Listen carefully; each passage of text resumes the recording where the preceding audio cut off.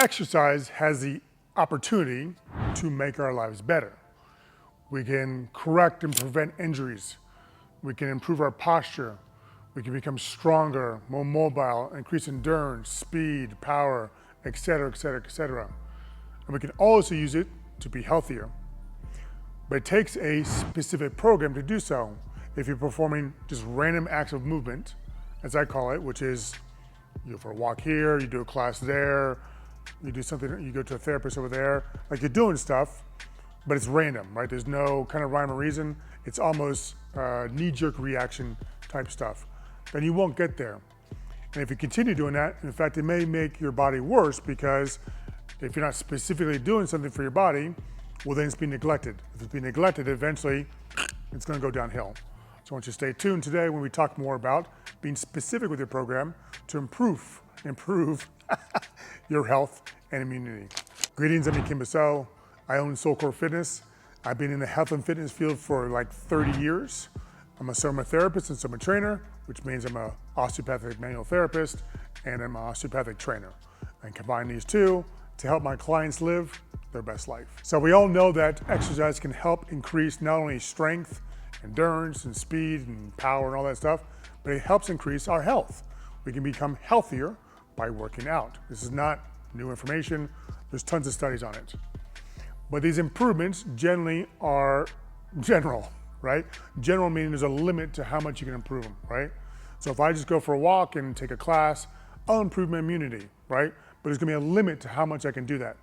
If I have a goal to really increase my immunity, to make an actively better, right? I have to have a program. Just like I have to have a program to get stronger. I have to have a program to get more endurance. I have to have a program to gain speed, for this example. But too often the protocols we're given are general, right? So what do we do if we want to increase immunity more than generally? Well, stay tuned. I'll talk more about that. The body responds best if you give it specific actions to achieve a goal. Like any goal you want to achieve, you want to take that specific path to get that goal. So if I had a goal to get through the forest and there's a path that got me through the forest, I want to walk down that path. I don't want to just walk into the woods and kind of just randomly move around and hope I get there. It's the same thing, right? You want to do specific actions. And the body's built a certain way, and all these tendons, ligaments, muscles, bones, organs, they all have a job. So if I can use exercise and treatments to keep myself in place so they can do their job, I function well.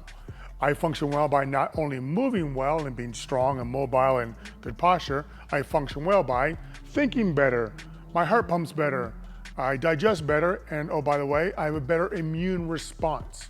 So I have to have a goal to improve my immune response to achieve the goal. Then I have to have specific actions to do. Now, some parts you want to be aware for immune response are, one, obviously the lymph system, right? The lymph system carries lymph, which helps fight immunity in your body. There's specific structures in your body that help with that. You have your clavicles. You have a big ganglions here, especially on the right side. You have your cistern achilli, I don't know how to say it, cistern achilli right here. You have your cloacae ganglion right here. And then you have a bunch of lymph through your body. Your fascia houses a lot of this immune response. And so you also want to take care of your fascia. And by taking your fascia, I don't mean foam rolling or some sort of aggressive technique, because that will actually degrade your immune response. As an example, if you've got a bunch of immune lymphs on your inner thigh, a lot. If you take a foam roller and you foam roll your inner thigh, like a rolling pin, you're crushing that immune response. I actually told that to my teacher one time, and he looked at me like I was crazy. I said, I'm totally being serious. And in true fashion, he goes, stupider that is hard to find, because you're sacrificing your immune response. I don't know what you're sacrificing. You're trying to roll something out, but it's not going to work anyway. But now you're also sacrificing your immune response. What are you doing to help with your immunity? Are you actually using exercise along with a healthy life to increase immunity? Let me know in the comments. So helping with your immunity obviously comes down to also how you take care of yourself. So outside of exercise, the basic stuff, right? You need to drink enough water, right? Half your body weight in an ounce of water is kind of the standard what you want to work towards. You want to eat healthy, plenty of fruits and vegetables, good meats, right? You want to do more pasture raised, organic. Like you want to eat as natural as possible for you. So however you mix those things, that's definitely up to you. It's different for everybody. But once you have that down, it comes down to the structure of your body. You may think, oh, I take these supplements to help my immunity. That's fine, but a couple things come into play. What supplements do you actually need, right? And that comes down to, how's your microbiome? How well does your GI tract process the food? Because if I have a bad body because of bad exercising or lack of exercising, then maybe when I eat that food, that GI tract doesn't work the way it should, right? So it goes down there and it should be absorbing these nutrients and breaking down food properly, but because it's all twisted and out of place, it can't secrete the stuff it needs to. It can't absorb what it needs to, which means those supplements you're eating are very expensive pee. Now it also comes down to your food too. So you can eat all those super healthy foods, but again, if your body can't process it, it can't process it. This is why exercise is so important to help increase your immunity, because we start with structure. If the structure of my body is good, I function well. If my functions are off, that means I can't digest and produce a good immune response like I want. I'll give you an example. So a big thing with people is forward head posture. Let's say desk posture. We call it forward head posture. All right, your head's forward, your back's rounded, your shoulders are protracted. So you kind of look like that, right? So I would say it's bad for your structure of your body. You can't move well, you don't feel strong, you don't feel mobile. But like I said, you have a big ganglions right here at your clavicles. Well, if my shoulders are protracted, which means this, and my head's forward, I get a lot of tension through this area.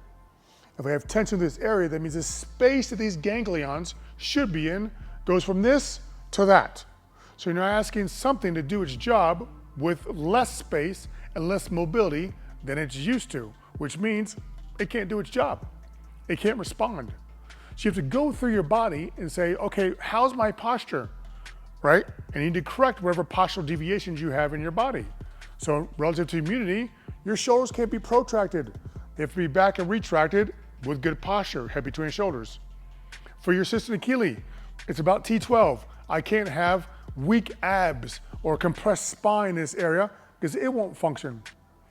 I can't have tight and out of place hips because my cloacae ganglion can't function well. So you want to make sure the structure of your body is there so that they function. The structure of your body also helps with the flow of the immune response. The immune response is inflammation. Now, inflammation shouldn't be a bad word. It's the first line of defense for all pathogens, right? So for all any type of cold or flu or COVID, but also injuries, right? The first line of response is inflammation. So I want to keep that flow going. I want to keep that flow going by keeping my fascia healthy. If I keep my fascia healthy by, again, being hydrated, reducing overstress, and taking care of it via exercises and treatments. Keeping the structure in mind is going to allow that flow to go. So I want to speak a little bit about the flow. Think about the flow is like a little river that goes through your body, right? You got a bunch of rivers that go through your body. They want to keep moving. They help with immune response. They bring nutrition. They keep you healthy, right? If those rivers turn to ponds, then those ponds turn into festering, disgusting ponds. That is the opposite of healthy. That becomes sick, a sick river, a sick pond. So by keeping your structure in place and exercising with your fascia in mind, you keep those rivers open. So to exercise your fascia, you have to understand the fascial lines. For example, your fascia connects your whole body, right? Everything, right? From in utero to now, it's one fascia that's split into 2,000 different directions. But you have different chains of the fascia, right? So like a spider web that goes out. So if I want to exercise with the fascia in mind, I need to know these chains, right? So if I want to work my hip muscle, right? I pick those 3 fibers of my hip muscle. I want to know that that fascial line goes down my leg via my tractus iliotibial band, namely IT band. That goes down into my fascia curis of my foot. into my foot plantar fascia, that goes up into my thoracolumbar ab fascia, that goes up into my fascia that connects to my arm, out to my hand, and up to my head. So there's a chain, right? So these muscles don't work in isolation, they work in chains or gains, right? It's a gain. They all function together to perform an action.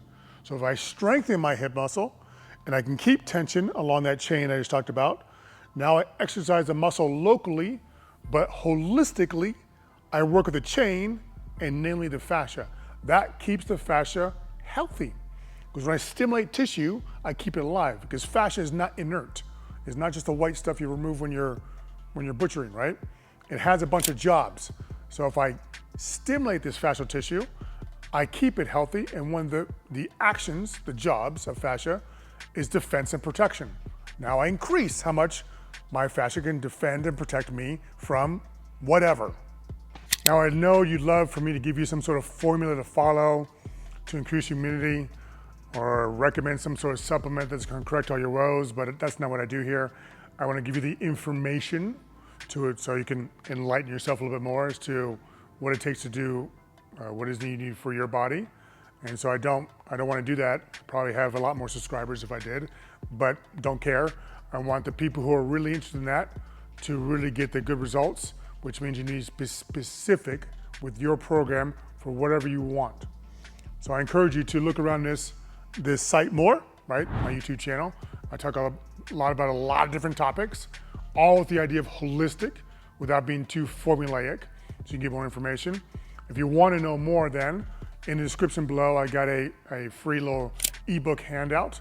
All you gotta do is click on the link, put your information in, you get instant access, and you get a bunch of emails that are gonna help with that.